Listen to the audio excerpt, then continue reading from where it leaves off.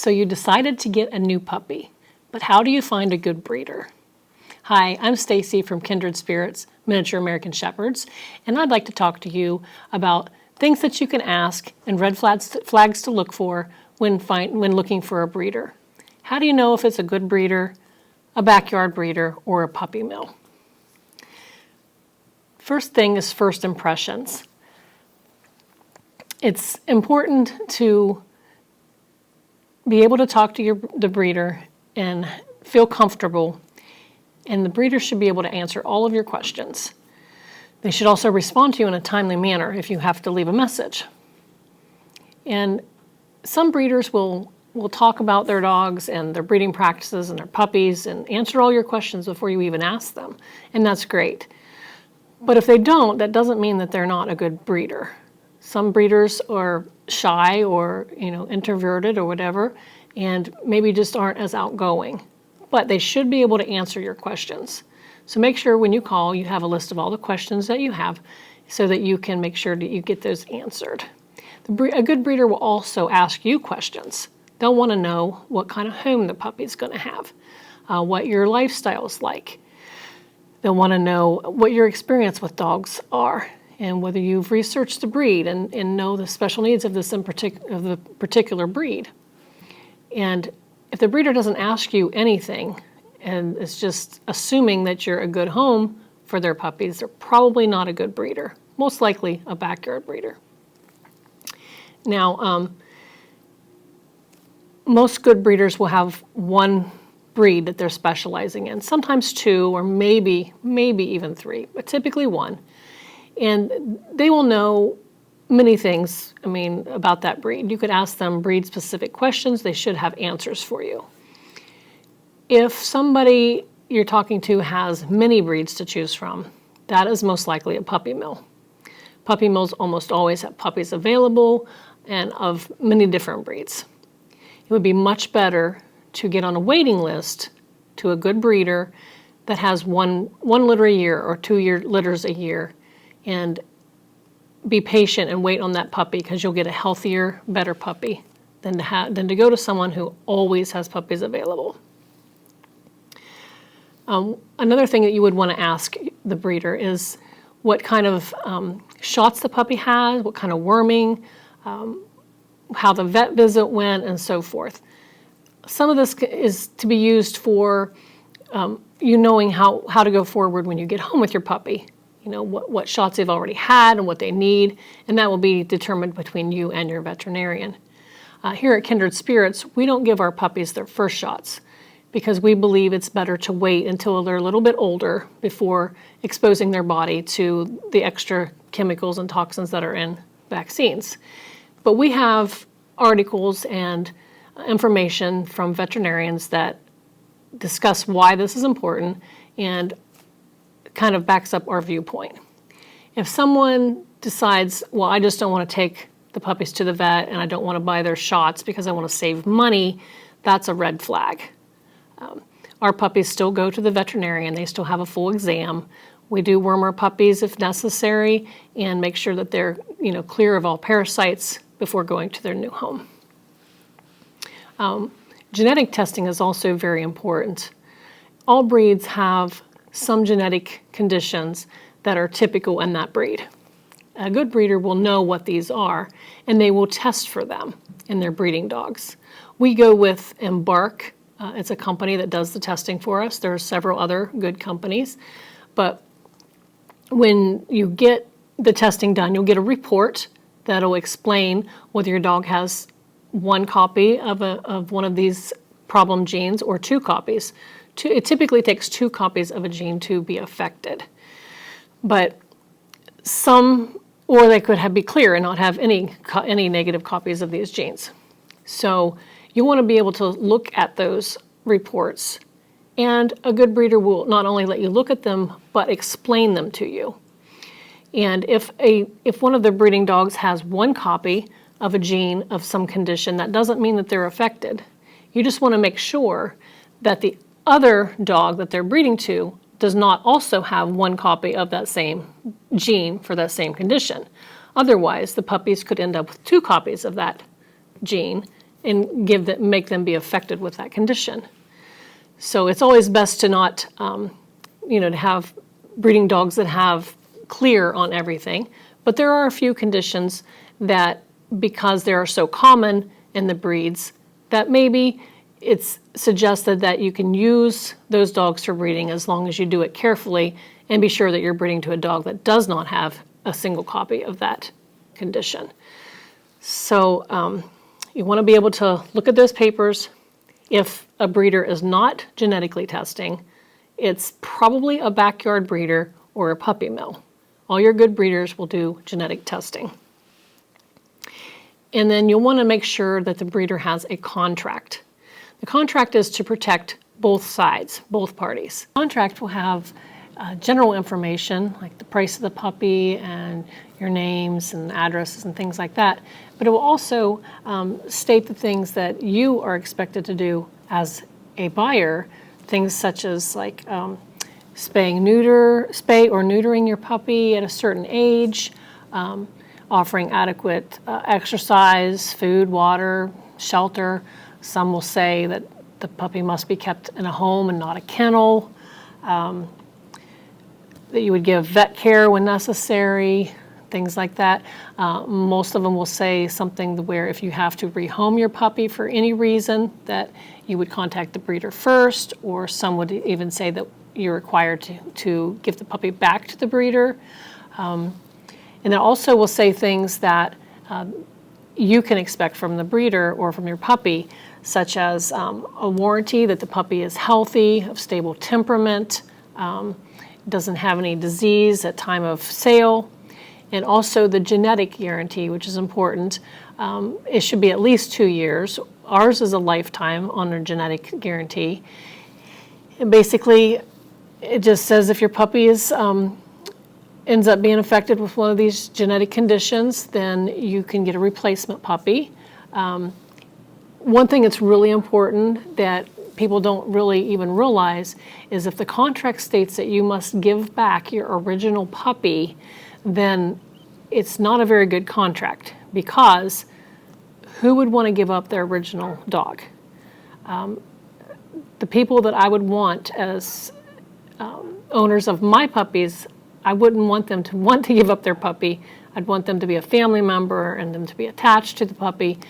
And so I wouldn't expect them to give that puppy back. So the way my contract reads, of course, they're allowed to give the puppy back, and I always accept puppies back. But they would be able to get a replacement puppy and keep their original puppy as long as they agreed to any extra expenses or care that might be required for the condition. That's really important. Another thing that you should ask the breeder is, depending on the breed, if it's a breed that typically has a docked tail, removed dew claws, or cropped ears, you want to know, does your puppy have these things, or are these things that you will be expected to do, or after you get your puppy, if it's something you want to do. You just want to know where you stand with that. The breed of dog that we have typically would have a docked tail and removed dew claws, but we don't do that here. We let them keep their tails and their dew claws because we think they're important. And you just want to know that going forward. Because if you're expecting a dog without a tail and you get a dog with a tail, then you're going to be disappointed. Let's see. Oh, you want to talk to the breeder about if and when you could visit the puppies or their breeding dogs. If a breeder will not let you visit them, then that's a red flag.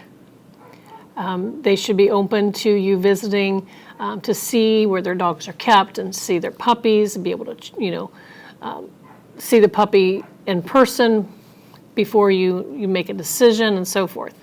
Now, also keep in mind that a breeder is not going to want strangers in their home when they have brand new babies, because you could bring diseases in unknowingly and affect the babies, and that's just a delicate situation. So, be aware that, you should be allowed to visit, but do that on the breeder's terms as far as the dates and so forth. Now, because of the internet and everything nowadays, it is not uncommon for someone to buy a puppy many states away, have the puppy shipped to them or brought in with like a travel nanny or something, or even to make a road trip to pick up their puppy.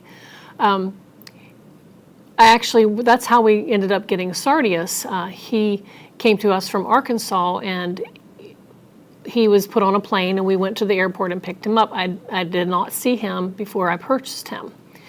Now, if you do that, that's okay as long as you do your research and know that the breeder that you're going with has a good reputation, and people within that breed recognize their name, and just do some research, because that is a way that people can get scammed. You have to be careful.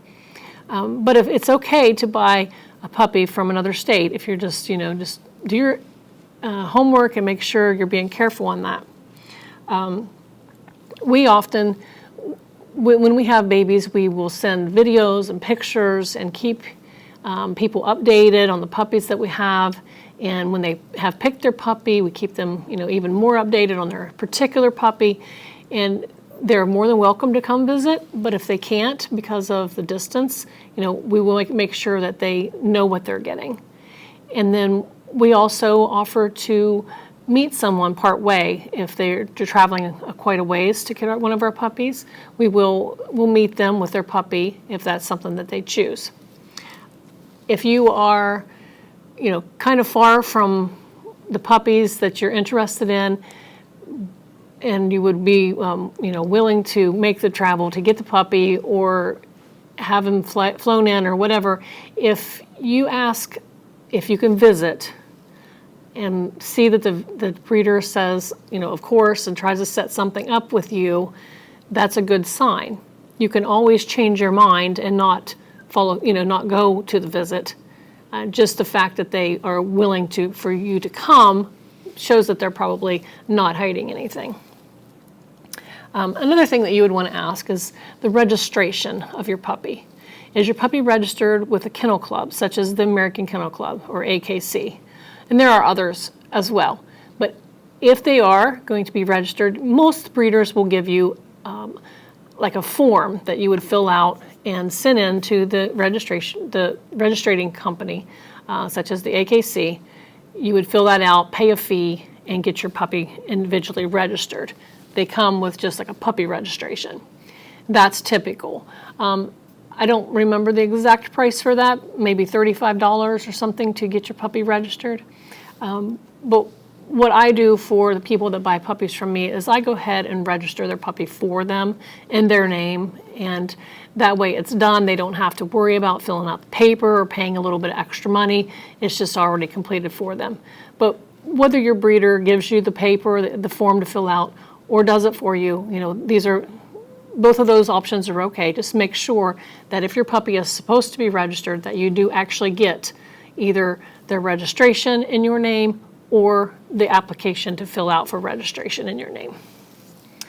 Now, the most important thing that I want to talk about with a good breeder is you want to ask the breeder what types of things they're doing with the puppies to socialize them, to expose them, and to stimulate them, to make sure that they are ready for their new homes.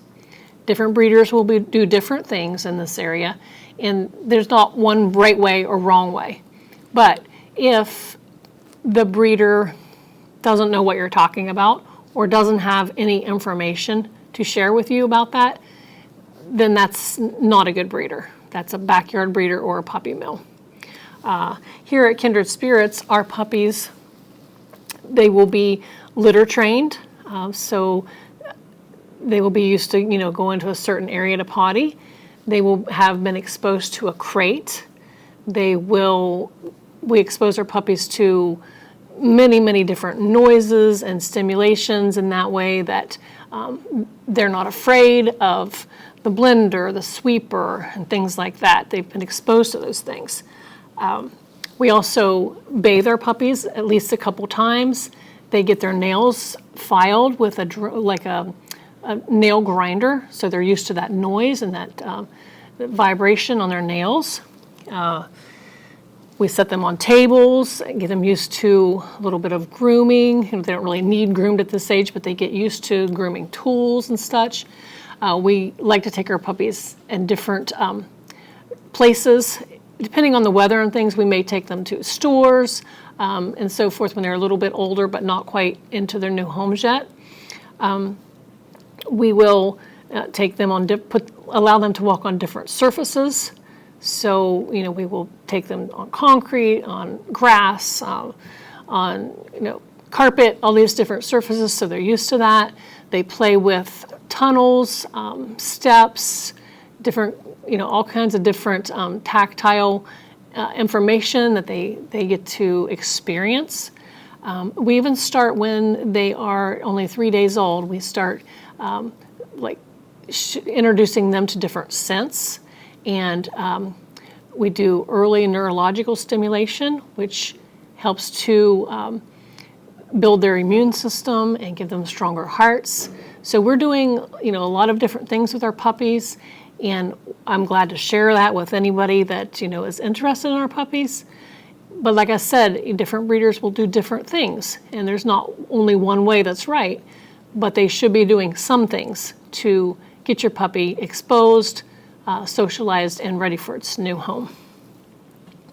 Now, the last thing that I want to talk about is a good breeder will have testimonials, either on their websites or available to you if you ask. References, maybe other people that's gotten puppies from them that would be willing to talk to you, that you could, call up or text or email to see, their experience and whether or not they would recommend this breeder.